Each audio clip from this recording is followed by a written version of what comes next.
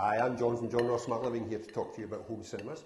And one of the many questions we get asked is what types of projector and screen are best to use for a home cinema room.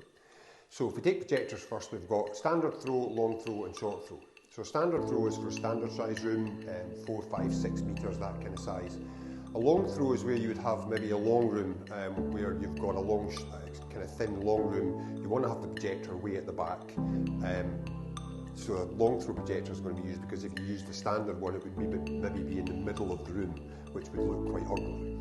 Short throw projectors are becoming quite popular. They can sit right in front of the screen, so usually within 30 centimetres, and are really good to be hidden in a cabinet where you've got a pop screen that pops up out of the cabinet rather than coming down from the ceiling. And because they're underneath and not having to be mounted on the ceiling, wiring and things like that are much easier to do. The other thing about projectors is to remember there are two different types of projector. There's a data projector and a cinema projector. So data projectors, one that's used predominantly in an office.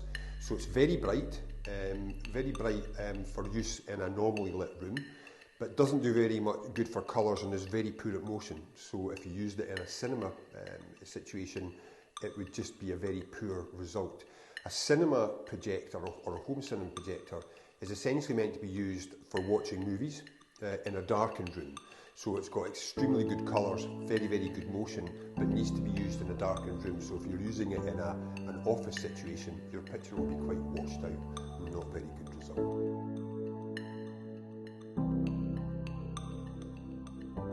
So if we then move on to screens, they are as important as a projector. A lot of people think that you just buy a cheap screen and a good projector. And the problem with that is a cheap screen will have very poor reflectivity, which is how much light is returned from the screen. So therefore that's essentially how good your picture is going to be.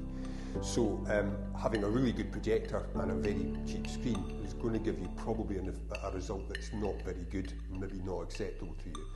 On the other hand, having a very good screen with a cheaper projector can sometimes be better because the screen is going to get the most out of the projector. But in reality, the best thing is to have the projector and the screen very closely matched in quality so that you're not overspending on one or the other and you're going to get the best result for your money, which is what we're all looking for. Finally, the one thing that we get asked sometimes is about whether you can just use a wall as a screen. And yes, the answer is yes, you can. Has to be white, preferably, but obviously it's a bit like the screen scenario.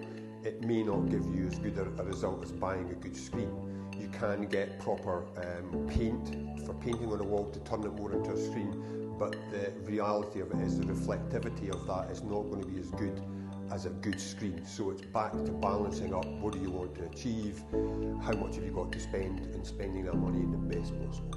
If you need any more help, just head over to the website and we'll be happy to help you there. I'm John from John Ross Smart Living.